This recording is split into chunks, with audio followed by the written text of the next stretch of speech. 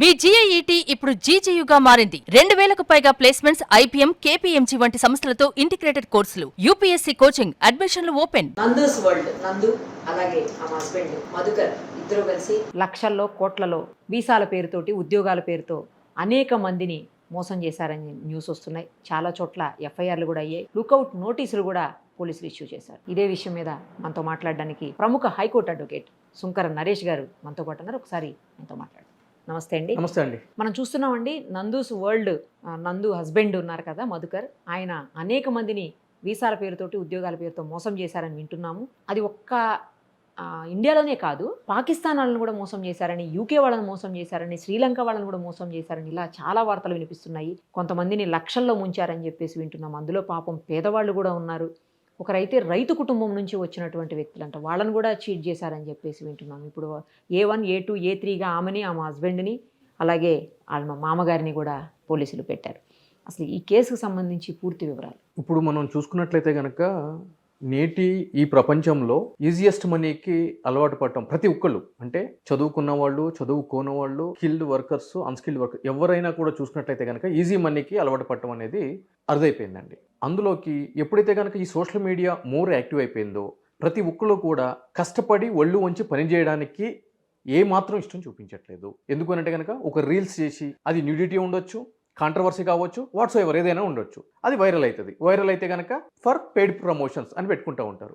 So ఈ విధంగా ప్రతి ఒక్కరు కూడా ఈజీ మనీకి అలవాటు పడిపోయారు. ఇక్కడ ఈ నందూస్ వరల్డ్ అనే విషయం ఏదైతే కనుక ఉందో ఆమె యూట్యూబ్ ద్వారా అందరికీ కూడా సుపరిచితురాలు. సో మేము యూకే వెళ్ళాము, మాకు ఇక్కడ తినడానికి తిండి ఉండదు, మేము చాలా కష్టాలు పడ్డాము అని చెప్పని ఒక సానుభూతి పొందే విధంగా మాటలు చెప్తూ అందరినీ ఆమె వైపు సబ్స్క్రిప్షన్ పొందేలాగా, అంటే ఆమె యొక్క పేజీని ఫాలో అయ్యేలాగా చేసుకుని ఆమె సమాజంలో ఒక ఇన్ఫ్లుయెన్సర్ కింద మారిన తర్వాత దాన్ని అడ్వాంటేజ్గా తీసుకుని ఎంతోమంది దగ్గర నుంచి యూకేలో 2 టైర్ వీసాస్ ఇప్పిస్తామని చెప్పని, జాబ్స్ ఇప్పిస్తామని చెప్పని, సర్టిఫికేట్ ఆఫ్ స్పాన్సర్షిప్స్ ఇప్పిస్తామని చెప్పని మినిమం 10 లక్షల నుంచి 15 లక్షల వరకు చాలామంది దగ్గర వసూలు చేశారని చెప్పి ఆరోపణలు అయితే వినిపిస్తున్నాయి.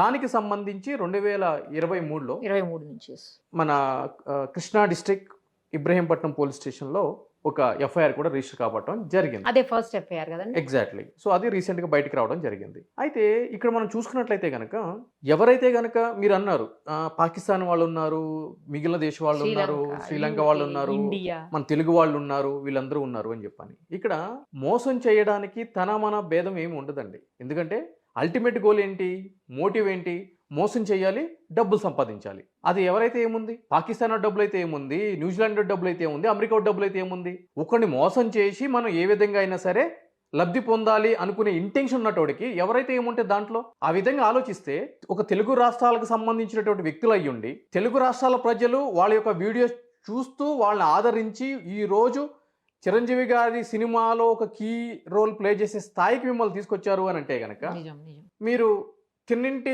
వాసాలు లెక్క పెట్టడం అని అంటారు. ఒక సామెత ఉంటుంది తెలుగులో, అదే కదా ఈరోజు చేసింది. సో కాబట్టి ఇది ఈ విధంగా చేస్తున్నారు.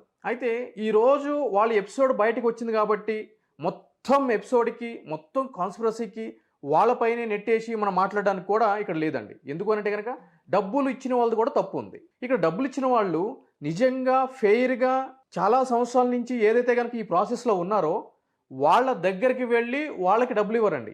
ఎవరైతే కనుక సోషల్ మీడియాలో హడావిడి చేస్తారో, ఎవరైతే కనుక రాత్రికి రాత్రి ఫేములు తెచ్చుకుంటారో వాళ్ళ దగ్గరికి వెళ్ళి మాత్రమే డబ్బులు ఇచ్చి వీళ్ళు పోగొట్టుకుని మోసపోయామని చెప్పి రోడ్ ఎక్కడం జరుగుతుంది.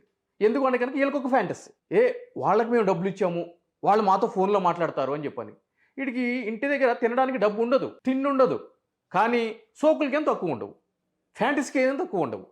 నేను మాట్లాడేది రూడ్గా ఉంటుందేమో, విక్టిమ్స్ ఆ విధంగా మాట్లాడుతున్నారు. 100% మాట్లాడాల్సిందే. Prevention is better then cure. పోలీసులు కానీ ప్రభుత్వాలు కానీ ఎవరింటికి ఎంతమందికి కాపలా కాస్తూ ఉంటాయండి. అవేర్నెస్ అనేది చాలా ఇంపార్టెంట్ కదా. ఒక్కడు నిన్న కాక మొన్న సోషల్ మీడియా ఇన్ఫ్లుయెన్సర్ ద్వారా వచ్చి నేను యూకేలో వీసాలు వేసేస్తాను, స్పాన్సర్షిప్లు ఇప్పించేస్తాను అని అంటే కనుక వాడి స్థాయి ఏంటి, వాడి కెపాసిటీ ఏంటి, వాడి క్యాపబిలిటీ ఏంటి, వాడి ఎక్స్పీరియన్స్ ఏంటండి. వితౌట్ దేర్ బీయింగ్ ఏమి చేయరా అంటే వాళ్ళ జీవితాన్ని పబ్లిక్లో పెడితేనే వాళ్ళు రూపాయి తింటారు, వాళ్ళు 5 ఏళ్ళ లోపలికి వెళ్తాయి. ఎగ్జాక్ట్లీ అట్లా బతికేటోళ్ళు ఈరోజు మీ జీవితాలు మారుస్తారు అని చెప్పని ఎట్లా మీరు ఎప్పుడు నమ్మాలి? వాళ్ళకి కెమెరామెన్గా కావాలి, జాబ్ ఇస్తా అంటే కనుక వెళ్ళండి. ఎందుకంటే కనుక ఇన్ఫ్లుయెన్సర్ కాబట్టి కెమెరామెన్ జాబ్ కావాలి. ఎడిటర్ కావాలంటే వెళ్ళండి, ఎడిటింగ్ నమ్మొచ్చు. లేదంటే కనుక వాళ్ళు ఫ్రీక్వెంట్గా ఇండియాకి యూకేకి తిరిగి వెళ్తారు కాబట్టి వాళ్ళు మూటలు మోస్తాము, కూలీ కావాలంటే వెళ్ళండి, నమ్మొచ్చు. వాళ్ళు వీసాలు ఇస్తామంటే వీళ్ళు నమ్మడం ఏంటండి? సో వీళ్ళ సైడ్ నుంచి కూడా మనం మాట్లాడుకోవాల్సిన ఆవశ్యకత ఎంతైనా ఉంది. మోసపోయాం అని అంటే కనుక అదేమైనా క్వాలిఫికేషనా మోసపోవడం అనేది? సో కాబట్టి ఈ విధంగా జరుగుతూ ఉన్నాయి. దీనికి సంబంధించి పోలీస్ కేసు నమోదయ్యింది, లుక్అవుట్ సర్క్యులర్ ఇష్యూ చేశారని చెప్పని అంటున్నారు మీరు. సో ఈ లుక్అవుట్ సర్క్యులర్ ఇష్యూ చేస్తే దాని అర్థం ఏంటి అని అంటే కనుక వాళ్ళు ఎప్పుడైనా సరే ఇండియాలో అడుగు పెడితే అప్పుడు కన్సర్న్ పోలీసు వాళ్ళకి సంబంధించిన ఇమిగ్రేషన్ అధికారులు, ఎయిర్పోర్ట్ అధికారులు ఇన్ఫర్మేషన్ ఇస్తారు, మీరు ఎవరైతే కనుక వాంటెడ్గా ఉన్నారో మీ లిస్ట్లో వాళ్ళు వచ్చారు అని చెప్పని. ఇది కేసు పోలీసు వాళ్ళు చేస్తే ముందుకు వెళ్ళదండి. ఎందుకు అనంటే కనుక సిబిఐ చేస్తేనే కొద్దో గొప్ప బాధితులకి న్యాయం జరుగుతుంది. ఎందుకు అనంటే కనుక వాళ్ళు యూకేలో సెటిల్ అయ్యి ఉన్నారు. వాళ్ళు ఏమంటున్నారు క్లియర్గా, మాకు తెలుగు రాష్ట్రాల్లో ఎటువంటి కార్యకలాపాలు లేవు, మేము యూకేలోనే ఉంటాము, మేము ఇక్కడ స్థిరపడిపోయాము అని చెప్పని అంటున్నారు. మరి విదేశాలకు సంబంధించి ఇక్కడ నుంచి విదేశాలకు వెళ్ళి అక్కడ స్థిరపడిన వ్యక్తుల్ని ఇక్కడున్న పోలీసు వాళ్ళు లుక్అవుట్ సర్క్యులర్తో తీసుకుని వస్తారా? ఇది ఎవరు చేయాలి? సిబిఐ చేయాలి. సో సిబిఐ కూడా ఇతర దేశాల్లో ఇటువంటి ఫ్రాడ్ చేసి, వీసా ఫ్రాడ్ చేసి, విదేశాల్లో డబ్బులు సంపాదించిన, విదేశాల్లో ఆస్తులు కొనుక్కున్న, విదేశాల్లో బ్యాంక్ అకౌంట్లు మెయింటైన్ చేసిన సిబిఐకి అథారిటీ ఉంటుంది. దాని గురించి కొత్తగా ఈ యాక్చువల్గా ఇంటర్పోల్ అని చెప్పని ఉంటుంది, దానికి సంబంధించి కొత్తగా సిల్వర్ నోటీస్ అని చెప్పని సిబిఐ దగ్గర అథారిటీ ఉంటుంది. బ్లూ కార్నర్ నోటీస్ ఉంటారు, రెడ్ కార్నర్ ఉంటుంది. ఈ సిల్వర్ ఏంటి అని చెప్పని అనుకోవచ్చు. ఈ సిల్వర్ ఏంటి అని అంటే కనుక నిన్ననే సిబిఐ ఒక ప్రెస్ నోట్ అనేది రిలీజ్ చేయడం జరిగిందండి. ఫ్రెంచ్ ఎంబసీ వీసాస్ స్కామ్, దానికి సంబంధించి ఢిల్లీలో ఫ్రెంచ్ దేశానికి సంబంధించినటువంటి ఎంబసీలో ఉన్నటువంటి కొందరు వ్యక్తులు, ఫారినర్స్ అలాంగ్ విత్ ఇండియన్స్, ఒక 5 కలిసి ఉద్యోగాలు ఇప్పిస్తాము అని చెప్పని. ఫ్రాన్స్ వాళ్ళ అండి? ఫ్రాన్స్ వాళ్ళు, అట్లానే లోకల్ అతను కూడా కలిసి ఉద్యోగాలు ఇప్పిస్తామని చెప్పని, వీసాస్ దానికి తగిన విధంగా వీసాస్ ఇప్పిస్తామని చెప్పని పంజాబ్కి చెందిన వ్యక్తుల దగ్గర, ఢిల్లీకి చెందిన వ్యక్తుల దగ్గర భారీ మొత్తంలో డబ్బులు వసూలు చేసి ఫ్రాన్స్లో వాళ్ళు బ్యాంక్ అకౌంట్స్లోటి ప్రాపర్టీస్ కొనుక్కోవడం జరిగింది. రైట్. దీని మీద సిబిఐ ఇక్కడ కేసు రిజిస్టర్ చేయడం జరిగింది. ఇక్కడ కేసు రిజిస్టర్ చేసి ఈ సిల్వర్ నోటీస్ ద్వారా ఫ్రాన్స్లో ఉన్న మ్యూచువల్ లీగల్ అసిస్టెన్స్ అంటే MLA అని అంటారు. సో అంటే మన దేశము వేరే ఇతర దేశాలతోటి బయోలెటరల్ టైస్తో పెట్టుకుని జరుగుతుంది అగ్రిమెంట్లో. అంటే ఏంటి అంటే కనుక ఇక్కడ నేరం జరిగినప్పుడు ఆ నేరస్తులు అక్కడ ఉంటే కనుక ఆ దేశం యొక్క రాయబార కార్యాలయం అక్కడ ఉన్నటువంటి అధికారులతో మాట్లాడి వాళ్ళని ఇక్కడ తీసుకురావడము, అదేవిధంగా వాళ్ళ యొక్క ప్రాపర్టీస్ని అక్కడ బ్లాక్ చేయడము, సీజ్ చేయడం, ఇటువంటివి చేస్తూ ఉంటారు. సో ఈ సిల్వర్ నోటీస్ ద్వారా ఏం జరుగుతుంది అని అంటే కనుక ఎవరైతే కనుక నిందితులుగా బయట దేశాల్లో ఉన్నారో, బయట దేశాలకు సంబంధించిన వాళ్ళు ఉన్నారో ఆ దేశానికి పంపిస్తే వాళ్ళ బ్యాంక్ అకౌంట్స్ ఎక్కడెక్కడ ఉన్నాయి, వాళ్ళ ఆస్తులు ఎక్కడ ఉన్నాయి, వాళ్ళ వేరే అబౌట్స్ ఎక్కడ ఉన్నాయి అని చెప్పని ఈ యొక్క ఇంటర్పోల్ ద్వారా ఈ సిబిఐ అధికారులు ఇంటర్నేషనల్ వైజ్గా లోకల్ ఉన్న అధికారులతో కలిసి ఐడెంటిఫై చేసి అక్కడ వాళ్ళ బ్యాంక్ అకౌంట్స్ని, వాళ్ళ యొక్క ఆస్తుల్ని సీజ్ చేస్తారు. ఇది క్రైమ్ ప్రాపర్టీ అని చెప్పని. ఏదైతే కనుక ఇండియాలో జరుగుతుందో అటువంటి ప్రొసీజరే బయట దేశాల్లో జరుగుతుంది. సో ఆ విధంగా ఈ సిల్వర్ నోటీస్ అనేటువంటి ఒక కాన్సెప్ట్ తోటి ఈ యొక్క French embassy visa fraud case ఏదైతే ఉందో సిబిఐ అధికారులు ఛార్జ్ షీట్ కూడా వేయడం జరిగింది. దానికి సంబంధించి నేను ప్రెస్ నోట్ కూడా రిలీజ్ చేయడం జరిగింది. భారతదేశంలో first time silver notice issue చేసి వాళ్ళ అకౌంట్స్ బ్లాక్ చేసి ఛార్జ్ షీట్ వేసాము అని చెప్పని. సో దీనికి ఎంత ప్రొసీజర్ ఉంటుంది. పోలీసులతో ఏం కాదు. పోలీసులతో ఏమవుతుందండి? లోకల్లో ఒక క్రైమ్ జరిగితేనే, ఫైనాన్షియల్ క్రైమ్ జరిగితేనే ఎకనామిక్ అఫెన్స్ వింగ్ అని చెప్పి ప్రత్యేకమైన పేర్లు పెట్టుకుని నోరు తిరిగినటువంటి పదాలు వాడి మీకు ఏదైనా సరే 50 లక్షల పైగా మోసపోతే మా దగ్గరికి రండి అని చెప్పని భారీ మొత్తంలో సెటిల్ చేసుకుని ఇమీడియట్లీ ఏం చేయాలి? ఎకనామిక్ ఆఫెన్సెస్ వింగ్లో ఒక రియల్ ఎస్టేట్ ఫ్రాడ్ కావచ్చు, ఒక జాబ్ ఫ్రాడ్ కావచ్చు, వాట్సాప్ ఏదైనా కావచ్చు, ఒకరికి ఎఫ్ఐఆర్ రిజిస్టర్ కాగానే ఎంక్వైరీ చేసి ఇమీడియట్లీ ఆ బ్యాంక్ అకౌంట్స్, వాళ్ళ యొక్క ప్రాపర్టీస్ ఇమీడియట్లీ ఫ్రీజ్ చేయాలి. కన్సర్న్ తహసీల్దార్కి లెటర్ రాసి ఇది క్రైమ్ ప్రాపర్టీ అని చెప్పాలి. ఎన్ని కేసులు చేస్తున్నారు? ఇక్కడేం పట్టించుకోవట్లేదు. ఇక ఇంటర్నేషనల్ అక్కడెక్కడో యూకేలో కూర్చునే వాళ్ళు మేము వీసా ఫ్రాడ్ చేస్తాము అని అంటే కనుక ఏం పట్టించుకుంటారు? సర్టిఫికేట్ ఆఫ్ స్పాన్సర్షిప్ అంటే ఏంటి? ఆ స్కాము నందు చేసిన వాళ్ళ భర్త కావచ్చు, ఆమె కావచ్చు, వాట్సో ఎవర్ వాళ్ళ మావయ్య కావచ్చు. సర్టిఫికేట్ ఆఫ్ స్పాన్సర్షిప్ అంటే ఏంటి? బయట దేశంలో ఉన్నటువంటి ఆ దేశానికి సంబంధించినటువంటి ఎంప్లాయర్ ఇక్కడ ఉన్నటువంటి వ్యక్తులకి నువ్వు నా దగ్గర పనిచేయడానికి రావచ్చు అని చెప్పని ఆఫర్ ఇచ్చేటట్టు ఒక ఆఫర్ లెటర్ లాంటిది. అది పేపర్ లాగా ఉండదు, అది ఎలక్ట్రానిక్ ఫార్మేట్లో ఉంటుంది. దానికి ఒక యూనిక్ నెంబర్ ఉంటుంది. సో ఇక్కడ ఎవరైతే కనుక వర్క్ వీసా అప్లై చేసుకుంటారో ఆ వర్క్ వీసా అప్లై చేసే వాళ్ళు ఈ యొక్క సర్టిఫికేషన్ ఏదైతే ఉంటుందో దాన్ని రిఫరెన్స్ నెంబర్ తీసుకుంటే కనుక వాళ్ళకి వర్క్ పర్మిట్ ఇస్తారు ఆ దేశానికి వెళ్ళడానికి. That is called certification of sponsorship. So వీళ్ళు సిఓఎస్ ఇస్తారా? వీళ్ళకి ఎన్ని కంపెనీస్ ఉన్నాయని సిఓఎస్ ఇస్తారండి? ఏం కంపెనీస్ ఉన్నాయి, ఎంతమంది వర్కర్స్ రిక్వైర్మెంట్ ఉన్నారు, ఎప్పటి నుంచి కంపెనీస్ రన్ చేస్తున్నారు? నమ్మేటోడికైనా కొద్దిగా బుద్ధి జ్ఞానం ఉండాలి కదండి, వెరిఫై చేసుకుంటాం కదండి. అంటే వీళ్ళు ఏం చేశారంటే అండి, మా కంపెనీకి వేరే వాళ్ళతో టైఅప్ ఉంది అని వేరే కంపెనీ పేర్లు కూడా ఏవో చూపించారని అంటున్నారు. మరి కరెక్టేనండి, సిఓఎస్ పంపించారు, మీరు అన్నది అబ్సల్యూట్లీ రైట్. చూపించారు, నమ్మించారు, పంపించారు, వీళ్ళు వెరిఫై చేసుకున్నారు, అది ఫేక్ అని చెప్పి తెలియంది, ఫేక్ సిఓఎస్లు పంపించారు. కాస్ పంపించినప్పుడు వీళ్ళకి తెలియదు. వాళ్ళు కాస్ని ఎప్పుడైతే రిసీవ్ చేస్తున్నారు, సిఓఎస్ ఎప్పుడైతే రిసీవ్ చేస్తున్నారో అప్పటికి వీళ్ళకి ఇదంతా ఎంక్వైరీ చేయలేదు వీళ్ళు ఎవరు కూడా.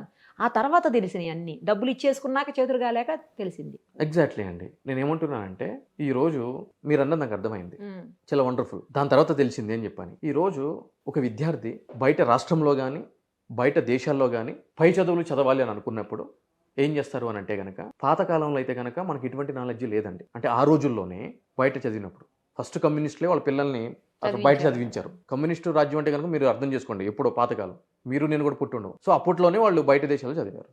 సో ఇప్పుడు ఆ విధంగా లేదండి. అప్పుడు ఎవరు ఏదైనా చెప్తే వాళ్ళని బేస్ చేసుకునేది, ఇప్పుడు అట్లా లేదు.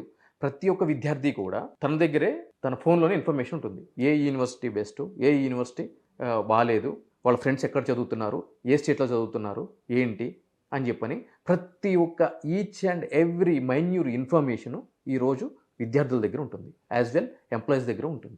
మీకంటే నాకంటే ఎవరైతే గనక ఈగర్గా బయట దేశాలకి వెళ్ళాలి అని అనుకుంటున్నారో వాళ్ళకి ఉండేటువంటి ఇన్ఫర్మేషన్ ఎవరి దగ్గర ఉండదు. అసలు కన్సల్టెన్సీస్తో పని లేకుండానే ఇండివిజువల్గానే వాళ్ళే ఫీజులు కట్టుకోవడం, వాళ్ళే బ్యాంక్ అకౌంట్లు ఓపెన్ చేసుకోవడం, వాళ్ళే చేసుకునేటోళ్ళు చాలా ఎక్కువ మంది ఉన్నారు. లెట్ అస్ అస్యూమ్ వేరే ఒక కన్సల్టెన్సీకి వెళ్ళారని అనుకుందాము. ఆ కన్సల్టెన్సీ ద్వారా రిఫరెన్స్ ఏముంటుంది, అంతకుముందు ఎంతమంది వెళ్ళారు, ఎవరు అక్కడ వర్క్ చేస్తున్నారు, వాళ్ళతో ఫోన్ మాట్లాడడము, లేదంటే ఎవరు వెళ్ళారో వాళ్ళ లిస్టు ఎక్సో వై జెడ్ అందరూ వెరిఫికేషన్ చేసుకుంటారు. ఎందుకంటే మనం పక్కన ఉన్న అమీర్పేటకో జూబ్లీహిల్స్కో పంపించట్లేదు, బయట దేశానికి పంపిస్తున్నాం. సరే, గల్ఫ్కి వెళ్ళేటోళ్ళు పాపము వాళ్ళకి ఏం తెలియదు, చదువుకోరు, అక్కడికి వెళ్ళిన తర్వాత ఏజెంట్లను నమ్మి పాస్పోర్ట్లు లాక్కుంటారు. దానికి అర్థం ఉందండి, వాళ్ళు చదువుకోరు, బ్రతుకు తెరువు కోసం వెళ్తారు, మైగ్రెంట్ లేబర్ వాళ్ళు. ఈ వీసాస్ గురించి అంటే కనుక చదువుకున్న వాళ్ళే కదండి, చదువుకున్న వాళ్ళేగా, ప్రపంచం తెలిసిన వాళ్ళే కదా. నేను చెప్తున్నా కదా, ఓన్లీ బికాస్ ఆఫ్ ఆ ప్రపంచం, ఆ స్క్రీన్ మీద వాళ్ళు కనిపిస్తున్నారు కదా. ఇందాక విక్టిమ్ ఒకరితో మాట్లాడానండి నేను, వాళ్ళైతే పాపం అసలు ఆయన చెప్తుంటే నాకు బాధ వేసింది. వాళ్ళు చాలా చాలా పూర్ ఫ్యామిలీ, అది కూడా రైతు కుటుంబం నుంచి వచ్చారంట. వాళ్ళను కూడా చీట్ చేశారంట. అసలు వాళ్ళు పొలాలు తాకట్లు పెట్టి అప్పులు చేసి అట్లా తీసుకొచ్చి పెట్టారంట పాపం.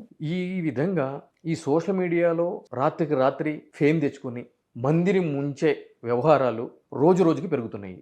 అయినా కూడా ప్రజలు అప్రమత్తంగా ఉండట్లేదు. అంటే మీకు ఎందుకు అంత, అంటే వాళ్ళతో మేము కనెక్ట్ అయ్యాము, వాళ్ళ ద్వారా వెళ్ళాము, వాళ్ళు మాకు ఫోన్ చేస్తారు, మీకు అటువంటి ఫ్యాంటసీస్ ఉంటే కనుక మీరు బయటికి రావద్దు. మరి పోతాయి, డబ్బులు పోతాయి.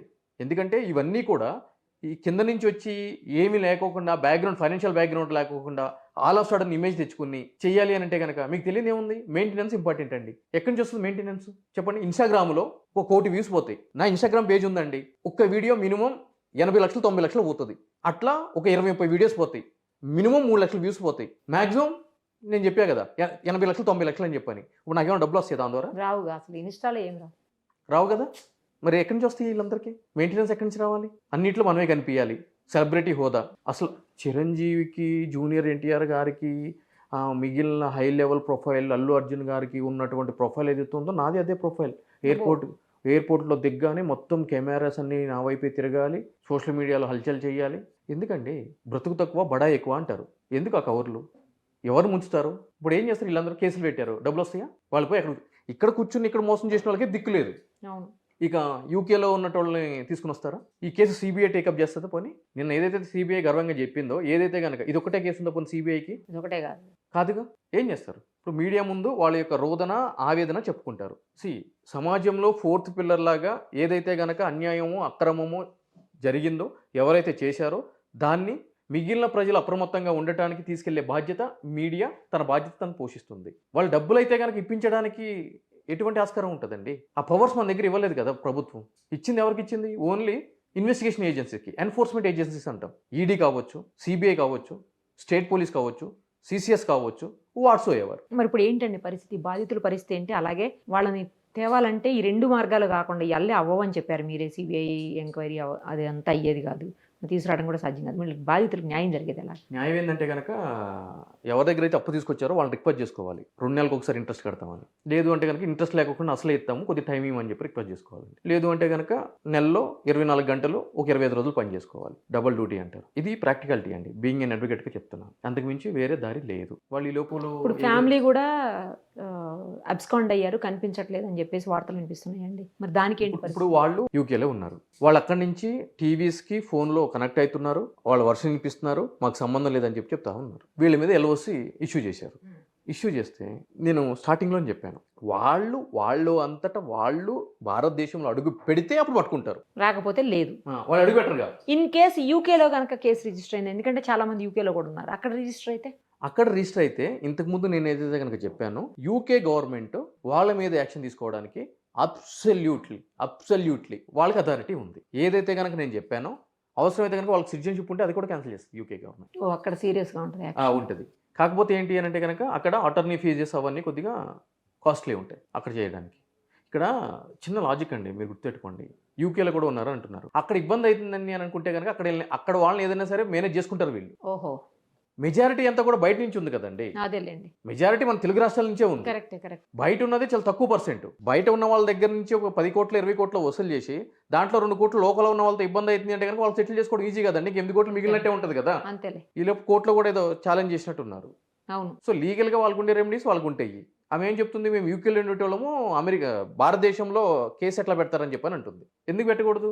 అదే కదా, ఎందుకు పెట్టకూడదు? నువ్వు మోసం చేసిన ఇక్కడ వాళ్ళే కదా.